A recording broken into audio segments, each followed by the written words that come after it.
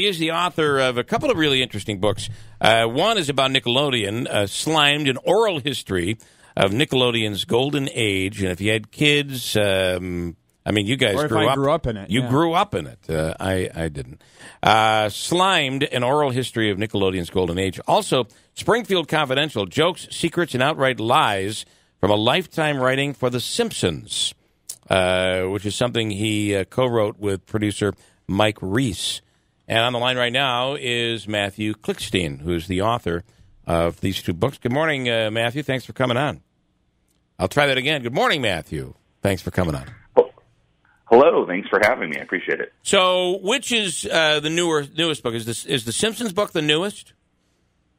The Simpsons is, yes. Slime came out in 2013, and Springfield Confidential came out, I think a little less than a month ago. Okay. All right. So, I want to start with Slimed, and then we'll move over to Simpsons, which still continues to be somewhat relevant, right? That series.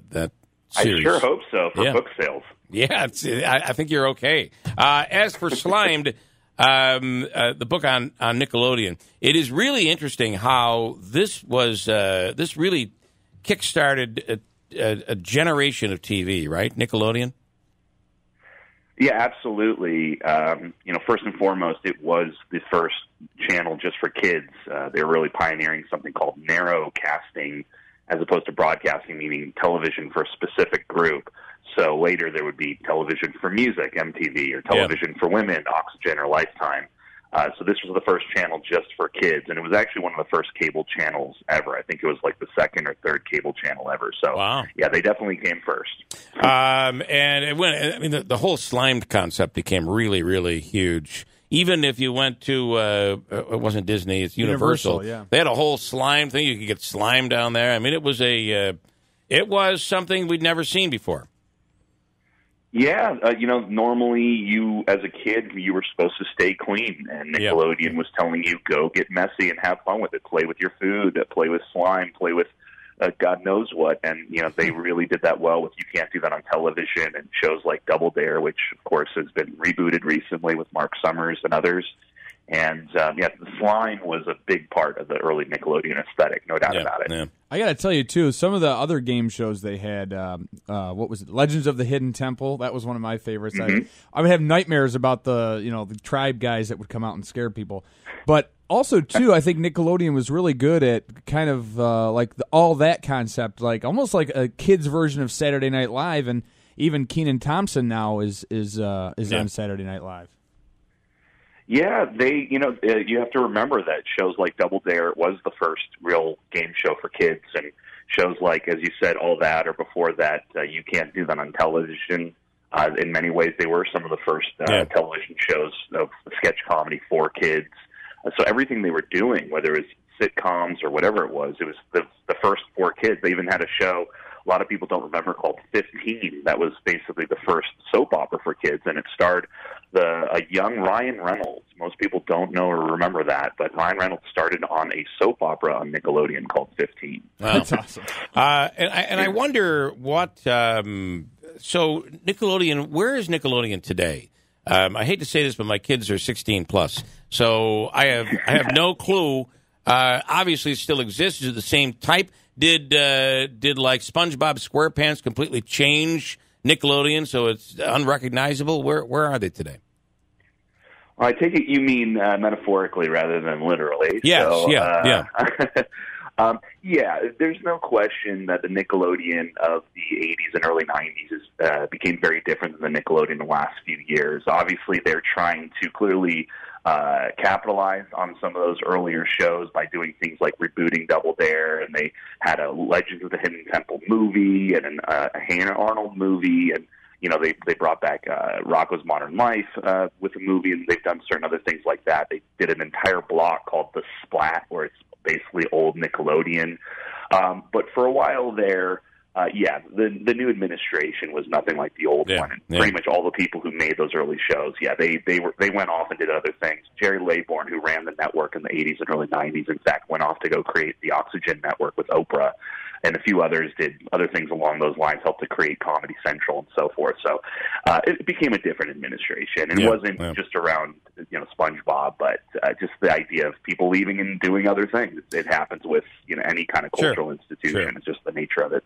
And I do think that kids have changed. The attention span has changed. Everything is so quick today. Social media has changed everything, phones and technology. It is a bit of a different world. It is, and Nickelodeon itself, probably one of the biggest things that changed about them over the years is, you said, your kids are 16 plus. Well, people who are 16 plus used to watch Nickelodeon. I mean, they knew they had a college stoner market of people watching shows like Ren and Stimpy, or even You Can't Do That on Television or Double Dare. They were doing programming that was called transgenerational, meaning it was for kids and adults alike. The parents enjoyed watching the programming. Now it's mainly 6 to 12. I mean, they really are focused on that niche. And so, that's one of the biggest changes that have happened. So, it really is just for kids now, whereas before it was for kids and older, siblings and adults. So I will. Even SpongeBob SquarePants was like I don't know. You heard college kids. It was you were going to smoke pot and watch SpongeBob. I mean, I enjoyed very much. We need to remember SpongeBob even now. I mean, that was late 90s, and so even that's been quite a while. Yeah, that was probably the last kind of programming of the earlier days. Really, after that, it was really focused on kids and just a different kind of a sensibility over there, which in many ways served them well. I mean, the earlier shows that they did.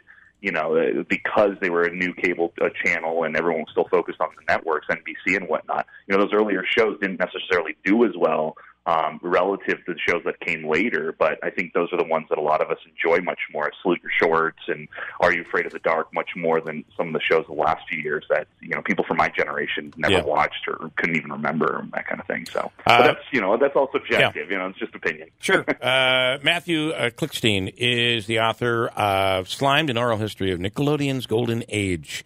Pretty cool. And Fred set this up. Before I get to The Simpsons, do you have a question, Fred? I always give you a chance to ask a question. First, I have a couple. I have one on the Simpsons, if you can... Well, you're reversing my order here. Oh, sorry. So. Fine. I have one on the Nickelodeon network. That's a good idea. Thank you, Bill. Yeah. All right, quickly. You mentioned how the network kind of blew you off in your initial... You coming out with a book.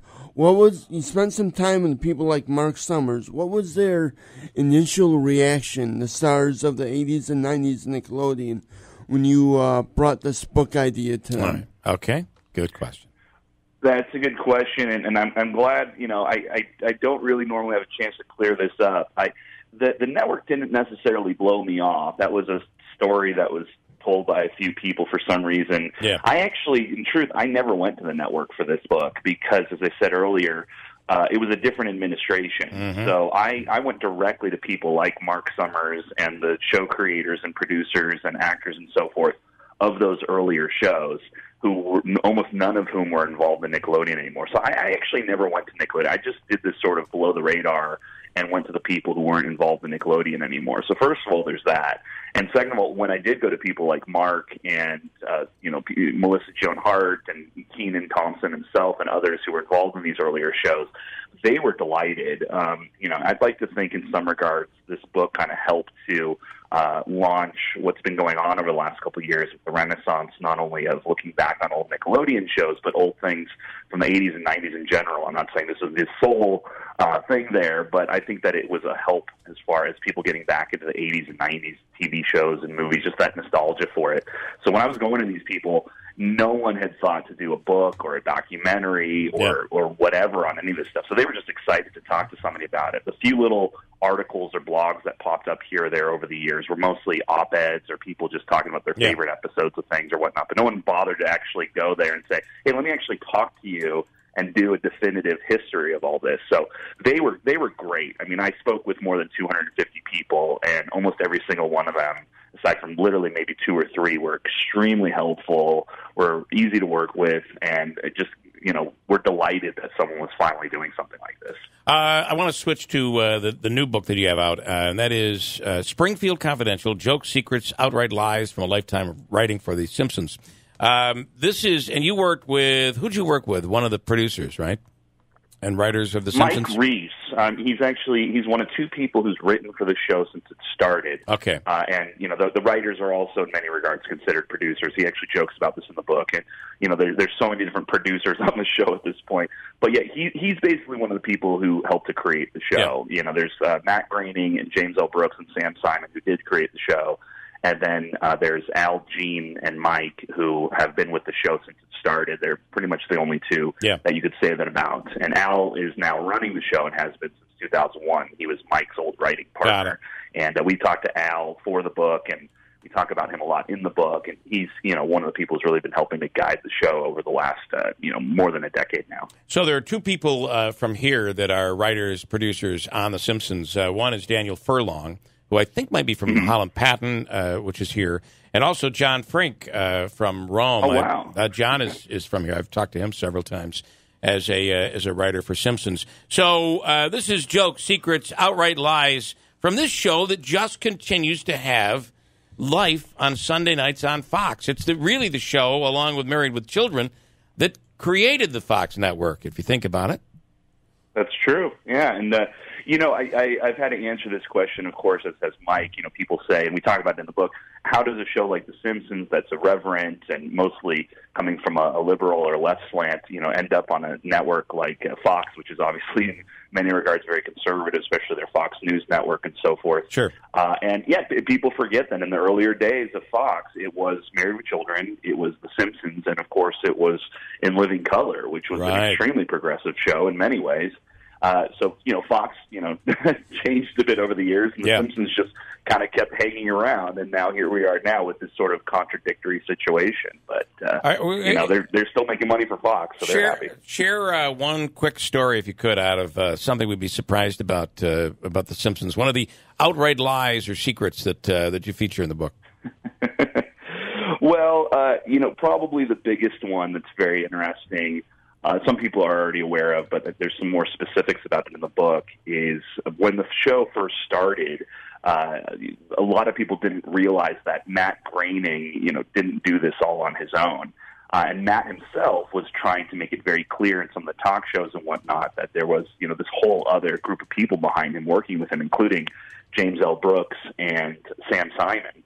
But at the time, the press really wanted to say, hey, the television and animated series are being completely reworked and completely redone by this wonderkind from the underground comics world, Matt Groening, as opposed to saying, and, two television veterans who've been there since God knows how long with James L. Brooks and Sam Simon. And so, especially Sam Simon himself really, felt bad about that and kind of got left out of the picture in that all the early praise and press. And eventually ended up leaving the show, even though his name stayed on and he got paid for every single episode. And, it was just this kind of sad story of one of the creators of the show who was sort of pushed aside just by the way that things worked out. Matt, from what I understand, tried his best to make sure everyone knew that Sam was, a big part of it. Yeah. But that's just not how it looked to the rest of the audience who thought, it's Matt Groening did The Simpsons. So that is, it's just sad how something like that can happen. But that's one story. What is also quite interesting when you think about The Simpsons, and back when this show first really launched, everybody was like running around parents groups. So this is terrible. This Bart Simpson, eat my shorts. This is destroying. This is destroying the minds of our children. Then Family Guy came along. I mean, it's crazy, isn't it, Matt? Yeah, I joke, but in truth, at the end of the book, in my acknowledgments or bio or whatever it is, because I was one of those kids. I grew up on the show, and I got in trouble in 5th grade for wearing an "I'm Bart Simpson, who the hell are you" shirt to class. Rightly so, I guess. But people forget that there was a point when George Bush and Marge Simpson were at war with each other in the media, and I mean Bush and Barbara together were both saying terrible things about The Simpsons, and so The Simpsons was lashing back with things in the press. And there was a time when you got in trouble for wearing Simpsons shirts, or I was a young Jewish kid in a born again Christian neighborhood, so I'd have to go to my friends' Sunday schools every Sunday when I'd sleep over. And if I dared wear a Simpsons shirt or talk about Bart in class, they would tell me, "Oh, Bart's the devil," or "It's the devil coming out of the television." I had no idea what they were talking about. Wow. There was a time when The Simpsons was quite dangerous. That's kind of another funny little change that's happened over the years. I wish we could go back in time and just get to a room with Barbara Bush and George Bush back then and just say, listen, don't be worried about this. Donald Trump's going to be president. You'll have this is nothing to worry about at all. And of course, they were not big fans of Trump. At least Barbara wasn't, and George as well. We're not alone. And here we go, Fred. You get one more question. Go ahead. Do you talk about any of the early on Tracy Ullman controversy? Could you be a little bit more specific? What is that? There's talks like Tracy Ullman won a piece of the Simpsons pie, saying she created it. It was on her Tracy Ullman show back when the first few years it started. I never heard that, but okay. Is there truth to that? Yeah, I mean, we obviously touch on Tracy Ullman's show. That is, Fred's right. Of course, that's where The Simpsons came from in a lot of ways, as far as little animated interstitials, the bumpers before and after commercials. And from what I understand, I can't speak too much on it just because I wasn't there and I don't really know. But from what I understand, there was some butting heads as far as how the show, the people making The Simpsons for her show, dealt with her and vice versa. But I don't know too much about, if she was claiming that she created it or not, or was expecting anything from it. I know that there were some difficulties there. But from what I understand, a lot of it was just because, frankly, her show, from what I know, was not actually doing that well ratings-wise.